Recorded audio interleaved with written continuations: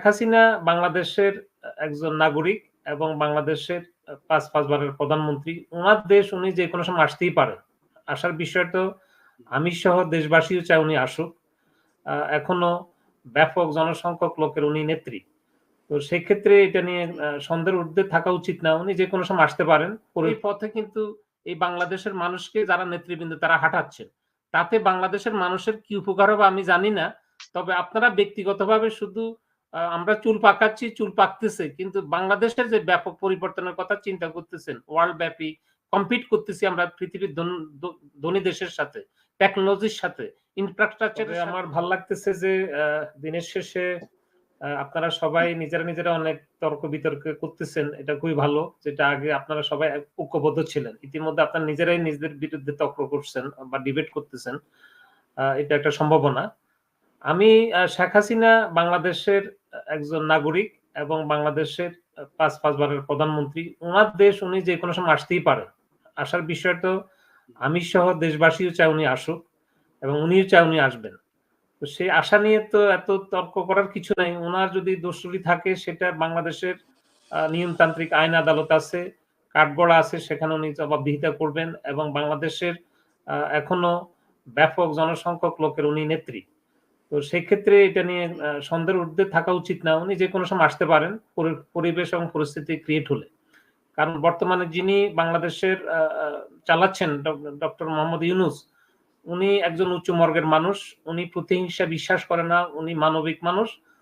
উনি কারোকেই পরশ্রী কাতরতা বা মানে দুরভিসন্ধি কোনো কিছু করবে না। যেটা রাজনৈতিক ভাষা বলতে পারি, দেশের ভালোর জন্য, মানুষের ভালোর জন্য, জনকল্যাণের জন্য যাকে আনা যায় তাকে আনতে হবে। যাকে আইনের আদালতে নিতে চায় তাকে নিতে পারবে। সেটাই হচ্ছে বাংলাদেশে এবং হবে। আমি বিশ্বাস করি। আজকে আমি একটু আগে বলছি যে আপনারা যারা এখন কথা বলছেন, আপনারা নিজেরাই একসময় দেখবেন যে বাংলাদেশে যে সমস্ত দল বর্তমানে আছে, আওয়ামী লীগ, বিএনপি বা জামাত বা গণ অধিকার পরিষদ, জাসদ, বাসদ, নির্বাচন প্রাককালীন সময়ে আপনারা নিজেরাই বলবেন যে এইভাবে তো নির্বাচন হয় না, একপেশে নির্বাচন। তখন আপনারা আওয়ামী লীগও মনে করবেন থাকা দরকার, বিএনপিও থাকা দরকার, সবাই থাকতে হবে।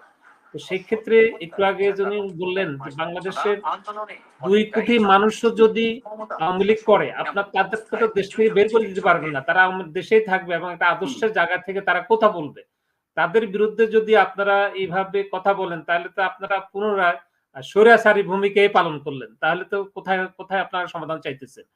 আসলে আমি আগেও বলছি টক শোতে তারেক সাহেব হয়তো শুনছেন বা মনির ভাই শুনছেন। বাংলাদেশের জনগণ নিয়ে কিন্তু কেউ ব্যাপক কথা বলে না। সবাই রাজনৈতিক বক্তব্যই দিচ্ছেন এবং নির্বাচনে কি হবে, কি করছেন, কি করতে চাইতেছেন। বেসিক্যালি বাংলাদেশের রাজনীতিটা হচ্ছে মানুষের জীবনযাত্রাকে উন্নত করার জন্য। আপনারা লক্ষ্য রাখবেন যে বাংলাদেশের দ্রব্যমূল্যের দাম কমছে কিনা, ইনফ্রাস্ট্রাকচার ঠিকমতো চলতেছে কিনা, স্কুল কলেজের খোলা হচ্ছে কিনা, সেখানে শিক্ষা ব্যবস্থা ঠিক আছে কিনা, সেগুলো নিয়ে কেউ কিছু কথা বলছে না। কিন্তু এই সরকার তো এখনো কোনো নির্বাচনী রোড ম্যাপ দিচ্ছে না এবং না দেওয়া পর্যন্ত তারা যতদিন ক্ষমতায় থাকবে তারা তো থাকবে। সেই সময়টুকু বাংলাদেশের মানুষ যদি পিছিয়ে পড়ে, জনগোষ্ঠী যদি শিক্ষা, রাস্তাঘাটে, বাজার মূল্যে, ইনফ্রাস্ট্রাকচারে সমস্ত কিছুতে যদি আপনি পিছিয়ে থাকেন, তাহলে তো এটা রিকভারি যারা পরবর্তীতে আসবে তারাও দিতে পারবে না। সুতরাং এই ক্ষেত্রে ঐক্যবদ্ধ থেকে এই সরকারকে মূল উদ্দেশ্য থাকবে সমস্ত কিছুকে ঠিক করা, মেরামত করা এবং পাশাপাশি নির্বাচনটা তাদের মাথায় রাখতে হবে যে আমরা ক্ষমতায় চিরস্থায়ী থাকতে পারবো না। আমাদেরকে অচিরে রাজনৈতিক ব্যক্তিবর্গের কাছে ক্ষমতাটা দিতে হবে। সেই পথটা ক্লিয়ার করতে হবে। সেই জায়গাগুলি নিয়ে যদি আপনারা ডিবেট করেন বা কথা বলেন বা চিন্তা করেন সেটাই ভালো হবে। কারণ এই ছাত্র আন্দোলন কারা করছে, কি করছে সেটা সবাই জানে। এখানে তারেক যে কথাগুলি বলতেছেন এতে আমি এখন দেখতেছি যে আপনাদের নিজেদের মধ্যে দ্বিধাদ্বন্দ্ব শুরু হচ্ছে এবং এটা আস্তে আরো এগিয়ে যাবে। সেই ক্ষেত্রে লাভটা কার হবে? লাভটা হবে যাদের বিরোধিতা আপনারা করতেছেন তাদেরই হবে। তাদেরকে আপনারা পথ সুগম করতেছেন। আমি আশা করি আপনারা নিজেরা বুঝতে পারবেন যে আপনাদের কোথায় ভুল হচ্ছে এবং ভুল হইতেছে। সেই ভুলের রাজনীতি অনেকে এর আগেও করছে। যারা ক্ষমতায় ছিল সেই বিএনপি, জাতীয় পার্টি, আওয়ামী লীগ আবারও সেই পথে কিন্তু এই বাংলাদেশের মানুষকে যারা নেতৃবৃন্দ তারা হাঁটাচ্ছেন। তাতে বাংলাদেশের মানুষের কি উপকার হবে আমি জানি না।